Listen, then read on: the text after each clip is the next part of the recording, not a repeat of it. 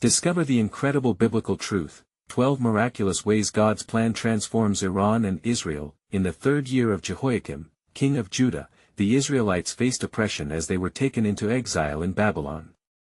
Among them was a young woman named Esther, who would ascend to fame in the great city of Shushan, under the reign of Xerxes, where her life would intertwine with the grand designs of God. Esther, concealed behind the golden walls of the royal palace, adorned in royal robes, was a Jewish queen among the Persians. Yet within her heart pulsed the legacy of her people, steeped in a history rich with divine intervention.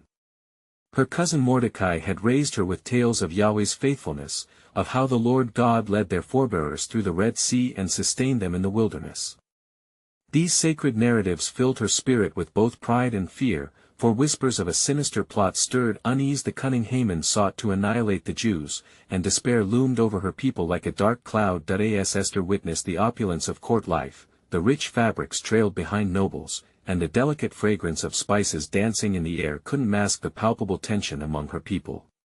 She felt their weight in her soul, a burden that pressed against her heart like a stone. The enormity of her role was evident. She stood at the precipice of destiny, but fear gripped her. She was a woman in a perilous position, and to approach the king uninvited risked her very life, for even the queen was not spared from the law. The echoes of her youth reverberated in her mind, Mordecai's unwavering faith and trust in Yahweh's promise, "For I know the plans I have for you." He recalled stories of deliverance that wove a tapestry of hope amid despair. Yet as she slipped into prayer, wrestling with her fears and a divine calling, her heart ached with uncertainty. Was she meant to be the vessel for salvation in such a tumultuous time? She longed for assurance as the weight of her Jewish identity bore down upon her. Before we continue with this incredible biblical account, I want to make sure you don't miss any of these powerful stories from Scripture. Hit the bell icon and select all notifications. These biblical narratives have transformed countless lives throughout history. If God's word through this story is blessing you, please like and share it with someone who needs to hear about God's faithfulness today. Tell me in the comments, which biblical story has most impacted your faith journey? I'm always amazed by how God's word speaks to hearts across generations. Now let's continue with what the Lord did next. As the moment drew near, Esther adorned herself in the finest garments, her spirit a tumult of devotion and dread. She stood at the threshold of the grand throne room, her pulse quickening as she approached the imposing doors that separated her from the king. The weight of her lineage thrummed through her veins. Could she truly stand in the gap for her people? Drawing a deep, steadied breath, she stepped forward, prepared to lay her life before the throne, believing that Yahweh's sovereignty would weave the threads of divine history into an undeterred tapestry of hope. The air crackled with tension, the atmosphere thick with uncertainty and anticipation, as the grand doors creaked open. With each step she took, she became a beacon of courage amid encroaching darkness, a woman poised between two worlds, where a single act of bravery could turn the tide against evil itself. Would her faith ignite a movement of deliverance, forever etched in the annals of history? The story was far from over. The divine unfolding of God's plan awaited. And it came to pass that Esther stood in the great hall, her heart racing as she beheld the throne of the king, Xerxes, radiant and imposing. The air was laden with the scent of myrrh and frankincense, but it was also thick with her anxious breath. She trembled, and yet, she resolved within herself, if she perished, she would perish, but she would not remain silent in the face of impending doom. The king, seated upon his majestic throne, surveyed the court, his golden diadem glinting like the sun. When his eyes finally landed upon her, silence fell. The courtiers turned, their faces a mix of awe and curiosity as Esther stood there, a vision of resolve and royalty. She clasped her hands, steadying herself against the rising tide of fear. "If it please the king," she called out, her voice trembling yet resolute, "let me find favor in your sight. I have a request that burdens my heart." Xerxes, intrigued, beckoned for her to approach, extending the golden scepter in a gesture of mercy. With careful steps, she drew near until she felt the heat of his presence, and in that moment, she saw not just the king of Persia, but a divine appointment unfolding. "What is thy request, Queen Esther?" he asked, curiosity flickering in his eyes. "Even unto half of my kingdom, it shall be granted thee." Then Esther spoke with grace but urgent fervor. She narrated the plight of her people, the Jews, whose very existence was threatened by a nefarious plot devised by Haman, whom she named with a heavy heart. The breath of the court held as she brought forth the treachery that had been aimed at them. My people have been sold for destruction, she implored, and if we perish, it will not only be our demise, but the echoes of our heritage shall fade into oblivion. Xerxes frowned, anger flaring within him as he listened to the echoes of this grave injustice. Who is he? Where is he that dares to presume such wickedness against my queen's people? Esther, emboldened by the weight of her heritage and the Spirit of God stirring within her, pointed her finger towards Haman. This wicked adversary is sitting at this very banquet, plotting against us while you feast in your favor. The wrath of the king ignited like fire, and he rose from his throne, casting glances around in a frenzy to locate the one who would dare dishonor not only the queen but the realm. Haman, recognizing the gravity of his sin, fell to the ground, begging for his life at Esther's feet. Yet the walls of Shushan trembled with the tension of divine retribution brewing. Then Esther seized the moment, her courage amplifying in the presence of the king. Allow me, my lord, to expose the full measure of his treachery. This has been a coup woven in shadows. Her heart raced as she continued, revealing Haman's plans and his decree laid against them. The truth surged forth from her lips like a river unleashing its fury upon a parched land. The king, filled with righteous indignation, bellowed, "Take him. Let him be hanged upon the gallows he has prepared." The shout resonated through the halls, amplifying hope in the hearts of the downtrodden Jews. As Haman was led away amid cries of astonishment, Esther felt the weight lift from her shoulders, a singular moment in time that shifted the scope of destiny. She knew she had stepped into Yahweh's purpose for her life. But even in her triumph, a new concern rose, for the decree against the Jews still lingered, a shadow yet to be lifted. Yet within that moment of darkness, a glimmer of divine inspiration swept over her. "My lord, let us postpone the evil decree," Esther implored, "for as surely as the God of Israel lives, he will deliver his people." Thus, the seeds of divine purpose rippled through the kingdom. Little did they know that God was at work, weaving through the threads of despair. The hour was at hand for a revival in the hearts of his people. And as the evening came to a close, Esther whispered a prayer, "What more shall come to pass? Is this only the beginning of what you have ordained?" For a mystery still remained, hidden within the folds of heaven, awaiting revelation in the unfolding tapestry of divine plan. And it came to pass that the very air of Shushan crackled with a strange electricity, as whispers of Esther's boldness spread throughout the palace. The king's heart was filled with turmoil, for he could not shake the image of Haman's treachery from his mind. Darkness had enveloped his kingdom while his queen stood perilously at its edge, yet he could not dismiss the weight of her words. Xerxes called for his scribes to come forth, and as they entered the chamber, the king, still seething with righteous fury, commanded, "Write a decree in the name of the king, and seal it with my ring. It cannot be reversed, and let it serve as a light for those who dwell in shadows." The scribes, trembling at the authority before them, took up their instruments and inscribed the words directed by the king. "By the decree of Xerxes, let the Jews be gathered and saved. Let not the doom unfold upon them, but let there instead be a day of joy and feasting." Esther, watching intently as the decree was written, felt her heart both lifted and burdened. "My lord," she spoke again, her voice now a whisper of faith, "we must also ensure that our people are prepared. For with the lifting of this decree, we must declare our unity and our strength. Let us rally the remnants of Israel, that they may stand as one." In that moment, a wave of encouragement swept through the court, emboldening the hearts of those who had witnessed Esther's courage. For they knew that Yahweh had ignited a fire among them, awakening the spirits of the oppressed. Meanwhile, throughout the land, word spread swiftly of the king's decree. The people of Israel, crying out with voices of relief and jubilation, began to gather in unity. Each soul understood that protection now lay upon them like a mantle woven from divine threads, stronger than any weapon forged by man. Yet, darkness still lurked in the corners of the heart, for where there is light, shadows seek to dwell. Haman's followers, not yet scattered, plotted in unseen corners, whispering their despicable plans, for bitterness had taken root. Will they not pay for the fall of our master? They mused in low tones, fear and treachery entwined. But Esther, filled with the boldness of the Spirit, sought guidance from the God of her ancestors. She called for prayer and fasting among her people, and in unity, they sought the favor of Yahweh. Let us plead for his mercy, she declared, and for strength against the might of our adversaries. As the days passed, the prayers rose like incense to the heavens, and the heart of God was drawn nigh to his people. Dreams came forth in the night, visions of hope, revealing that God's hand was indeed at work. The angels of heaven stirred, preparing for the great deliverance that was to come, and Esther sensed a rumbling in her spirit, a promise yet unfulfilled. Can it be, she pondered, that this is but the beginning, and the means of our salvation I have yet to comprehend?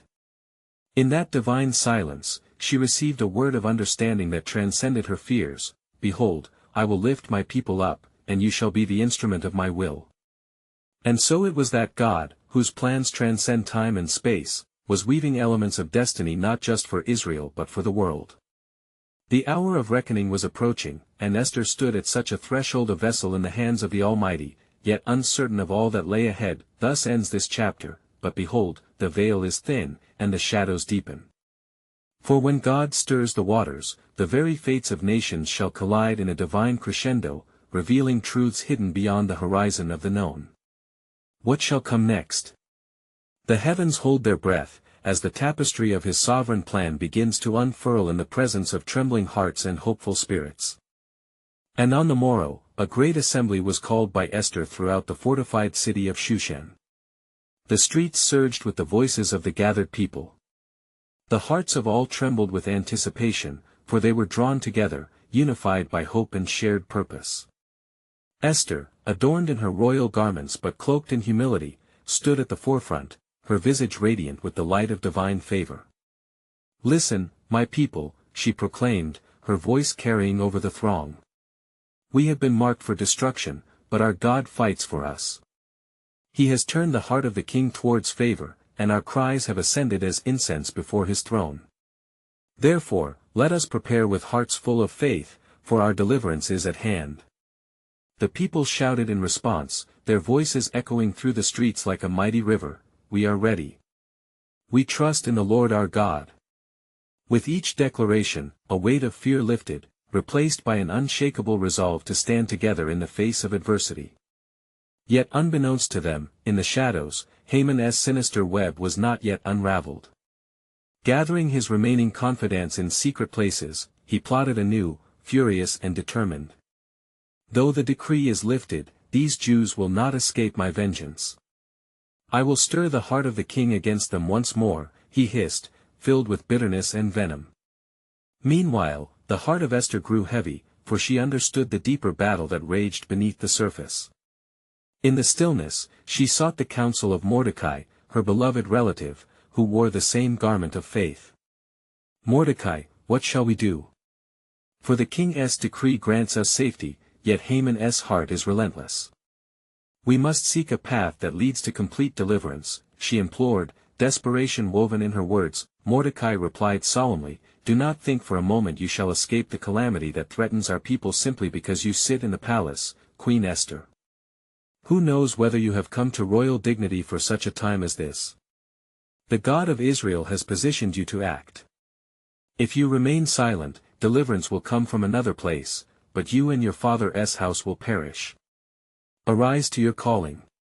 Esther, moved by his words, felt a surge of strength underpinning her spirit.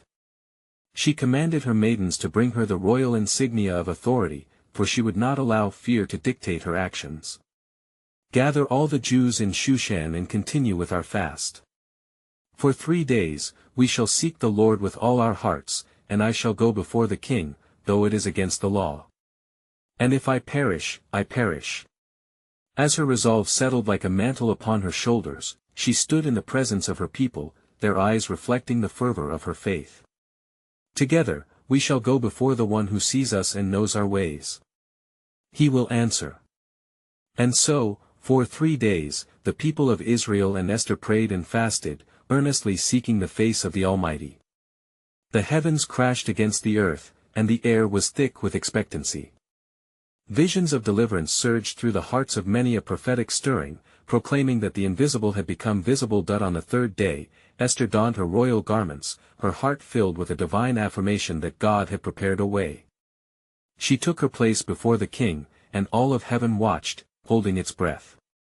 The fate of nations hinged upon her next move, and she stood as a beacon of faith, poised to act amidst the shadows of treachery. What would the outcome of her bold entrance be? Little did she know, the very destiny of her people and the world was intricately woven into the measures she would take. The divine orchestrations had begun their crescendo, and in the unseen realm, the forces of heaven stood at attention, ready to fulfill the sovereign purpose of God. Yet, the echo of Haman's plotting persisted, a lingering reminder that the struggle was far from over. The moment was drawing near for the unveiling of God's mighty hand, and the resolution of this conflict would reveal truths that had been cast into the darkness. An invitation to trust him in the unknown depths. What greater purpose was unfolding, and how would God's plan be fulfilled? The answers lay before the great king, whose heart was secretly swayed by providential design. And its revelation was imminent. And it came to pass that as Esther stood in the inner court of the king's palace, she gazed upon the throne, adorned in its splendor, and she felt the weight of history resting upon her shoulders. The king, Ahasuerus, sat upon his great throne, cloaked in the majesty of his reign, yet his eyes were veil-like mirrors, reflecting the heart of the people, the beat of a nation poised on the brink of calamity and grace. In that very moment, as she approached, the king lifted his golden scepter towards her, a gesture of favor that pierced through the veil of uncertainty. Esther's heart surged with hope, for it was the answer to their cries.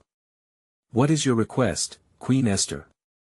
he inquired, his voice resonating through the stillness. "It shall be granted to you, even to the half of my kingdom."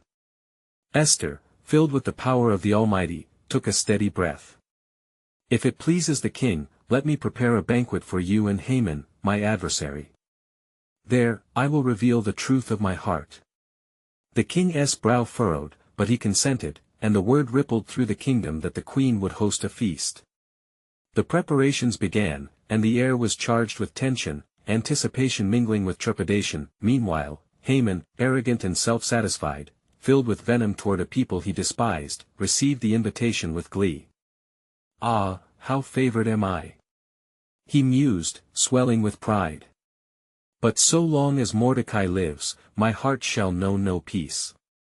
And so, he plotted, sharpening his resolve to see the last vestiges of his enemies annihilated.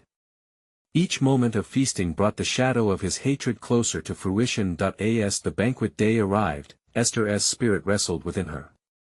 She sought divine guidance amidst the pomp and circumstance. The feast unfolded with lavish dishes and rejoicing, yet beneath the surface, a tumultuous storm brewed, a collision of destiny and desire, fear and faith. At last, the king turned to Esther during the banquet. "What is your desire, my queen?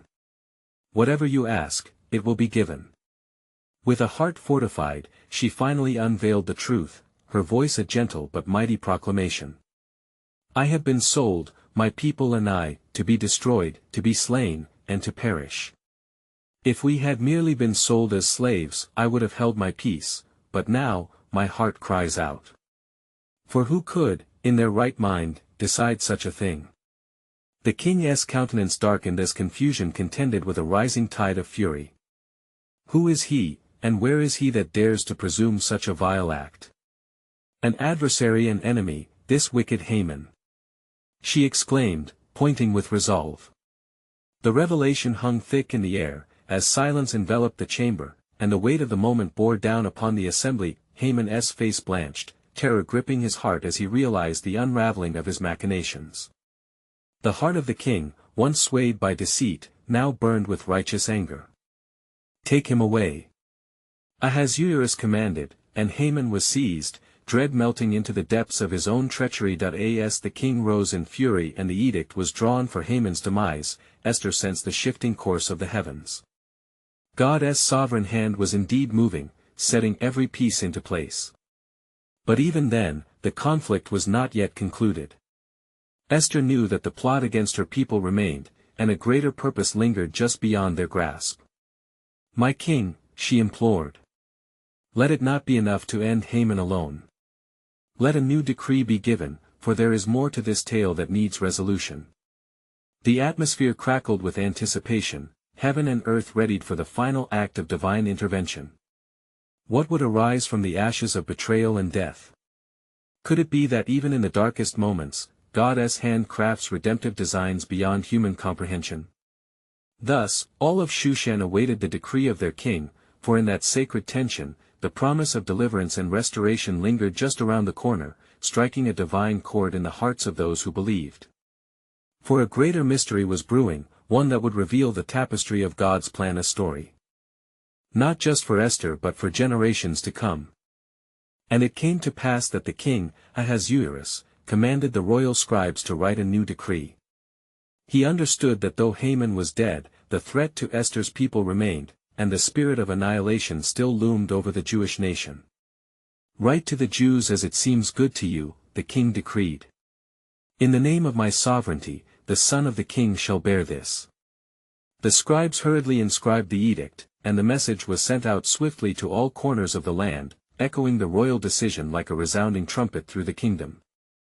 Esther watched, her heart a tempest of emotions, as the fate of her people hung delicately in the balance.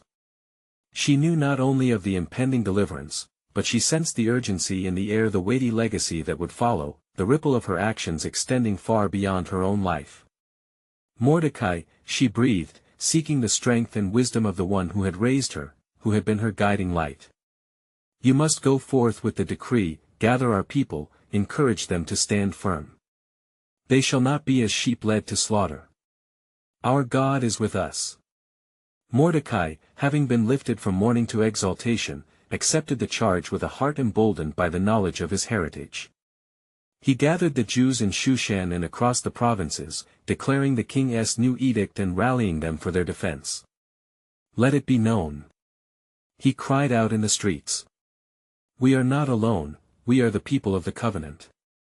Prepare yourselves, for the day of our reckoning is not yet upon us. The Lord shall fight for us." And as hope surged in the hearts of the people, feasting replaced the fear that had gripped them. They adorned themselves in the garments of joy, and from the ashes of despair arose praises to the God who hears. Yet, despite the rejoicing, the darkness had not fully receded. In the land beyond the palace walls, in the hearts of those who once echoed Haman's malice, a new resolve brewed. The enemies of the Jews would still rise against them, emboldened by treachery, and the plan of the adversary, though thwarted momentarily, lingered like a shadow in the hearts of the wicked. On the day set for annihilation, the Jews prepared themselves as warriors clad not in armor but in faith. They fasted and prayed, sealing their fate not with blades, but with the prayers of the righteous, invoking the Almighty's name for deliverance. Then, in heaven's divine orchestration, the providential hand of God could be seen threading the strands of fate. For where there is evil, his light shines brighter, and his purpose is wrought in ways unseen by mortal eyes. As the day drew near and the fear of conflict loomed over Shushan, a spirit of holy defiance sprang forth among the Jewish people. They knew they were not mere spectators of chance, but bearers of promise. For while Haman's plot had sought to rid the world of their lineage, the heart of God was ready to unveil a truth that had been hidden in the shadows, a revelation of hope that stretched across generations, a mighty salvation that was at hand. Would their faith withstand the trial? Would the God of Abraham, Isaac, and Jacob emerge as the defender of his people, even now? What more profound truths awaited as they confronted the darkness? Thus, in the face of peril, all Shushan braced itself for the unfolding of history, unaware of the eternal significance that would stem from that fateful day. And where despair once threatened to reign, hope was poised to arise, heralding a miraculous act that would echo through the ages, illuminating the sovereign plan of God. For he had promised that in the depths of adversity, victories would arise, and the ultimate revelation of his sovereign purpose would soon be shown, transforming the hearts of nations near and far. And it came to pass that the day of confrontation dawned, the sun rising over Shushan with an air of expectancy and dread. The decree had been sent, and the people awaited the sound of battle, a clamor that would determine their fate. The hearts of the Jewish people were stirred by the words of Mordecai and the courageous spirit of Esther, whose presence alone inspired hope amidst despair. In the streets of Shushan, the air trembled with the murmurs of apprehension mixed with faith. The Jews gathered their families, uniting in prayer, invoking the name of the God of Israel. O Lord of hosts, hear our cries. Shield us from the wicked intent that seeks our annihilation. Look upon us with mercy, for we are your people. Esther, adorned in royal robes, stood at the threshold of the palace, her heart a mixture of resolve and trepidation. She turned her gaze to the heavens, breathing fervent whispers, "Grant me courage, O God, as I stand for my kin." It was a moment that would forever etch her name into the annals of divine deliverance. Meanwhile, the enemies of the Jews, emboldened by anger and fueled by hatred, gathered their numbers. Each intent on destruction, they formed alliances with the wicked, seeking to fulfill Haman's malignant legacy. Yet, unbeknownst to them, the unseen hand of the Almighty was redirecting their paths, turning their schemes towards surface folly. On that grievous day, as the sun stood high in the sky, cries of war echoed throughout the city. Then amidst the clamor, a thunderous noise arose like a roar of the seas and the battle cries of ancient kings, where angels might have lent their strength to the faithful remnant standing strong in the providence of God. In that hour, a decree was proclaimed: all who rise against the Jews shall face not merely their rage but the wrath of the God they scorn. The Jewish people's courage ignited with fervor, believing fully that the Lord would fight for them, for they were his chosen ones. In the midst of battle, the whispers of hope transformed into shouts of victory. The Jewish people struck down their enemies, it was as if heaven itself had drawn the sword for them. Fear turned to triumph, and where death once had effect, now life emerged anew. They were not just defending their existence, they were reclaiming their heritage. As the dust began to settle, the city of Shushan lay witness to an extraordinary unfolding of divine favor. Mordecai, adorned in garments of glory, stood resolute. He sent messages throughout the land, proclaiming the miraculous acts of preservation. Let it be known among the nations that the God of Israel is our keeper, our Redeemer. He shall not be swayed by the plots of man. And as the people rejoiced, Esther stood alone at the palace, her heart still moved by the tremors of the great conflict. The solemnity of the moment enveloped her. How was it that one woman could hold the destiny of a nation between the palms of her hands? Yet the Spirit of God prevailed in hidden ways, for the battles faced were not merely of flesh and blood but against powers unseen. As they celebrated their deliverance, what truth lay beyond the horizon of their understanding? It was a truth woven into the fabric of history, one that promised that even in the darkest of days, God's plans may stretch beyond immediate vision, ushering in a revelation that would transcend generations. For an unseen purpose swirled in the air, a promise destined to be fulfilled that spoke of salvation not just for Israel, but a declaration of his glory on earth. Would they recognize it in time? Would they see that in their midst, the sovereign plan of God was unfolding, heralding a new era of hope and divine reclamation? Surely, the moment had arrived for the unveiling of a promise long foretold, one that would reverberate through both Iran and Israel, connecting hearts in the tapestry of God's grand design. And it came to pass after the victory was won, when the hearts of the people soared, that Esther summoned courage anew to approach the king. The remnants of fear lingered, but her resolve strengthened under the gaze of the Almighty, who had orchestrated this deliverance. With a heart full of gratitude, Esther prostrated herself before King Ahasuerus, for he had granted her the favor that spoke of mercy and love. O king, let not this matter be forgotten, for the Jews were nearly extinguished, but our God has raised us from the brink. By his hand, we have triumphed. She spoke words that dripped with sincerity, her heart leading her lips in fervent intercession. The king, moved by her words, commanded a feast to honor this miraculous event. Let it be proclaimed throughout the city, he declared, that the children of Israel are not forsaken. The hand of justice has prevailed, let those who conspire against them face the judgments of our laws. Thus, in the days that followed, the Jews established a festival, a day of remembrance and celebration, which they named Purim. They set forth to share with one another gifts of food and declare glad tidings among the nations.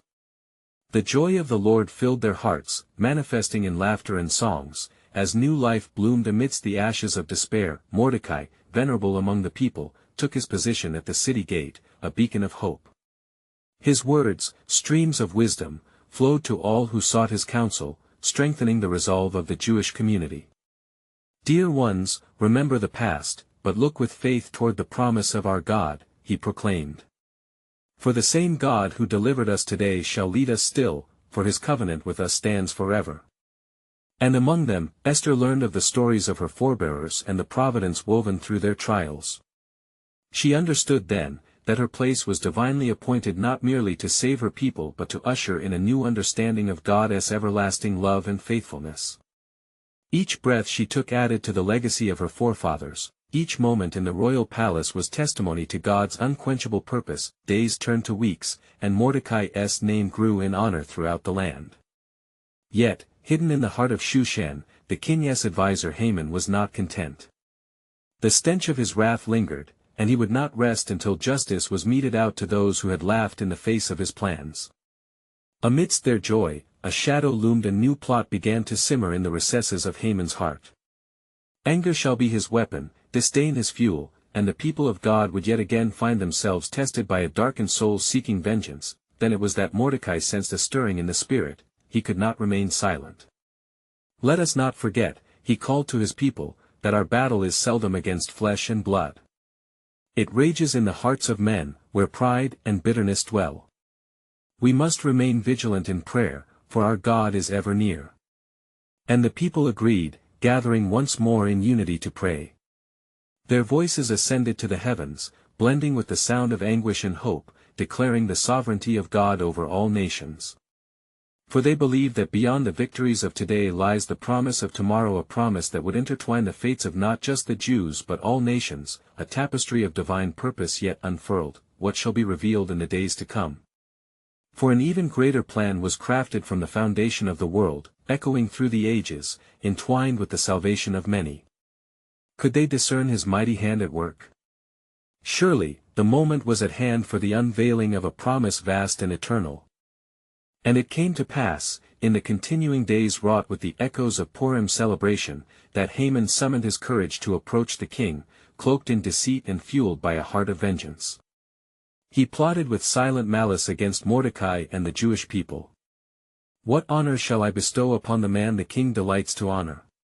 He mused, his mind steeped in dark ambitions. Haman approached King Ahasuerus, feigning loyalty and respect.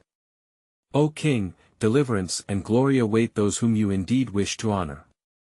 Allow me," he urged, "to lead forth a proclamation throughout the kingdom, that all should revere this man as favored by the throne."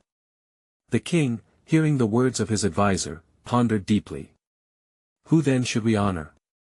he questioned, oblivious to Haman's true intent and the peril that lay before Mordecai. Haman, lifting his voice with pride and malice intertwined, spoke of regal garments and a steed adorned with fine ornaments, a display he believed would elevate him above the common people. "Let it be so," the king commanded, "and let the one you seek be Mordecai the Jew."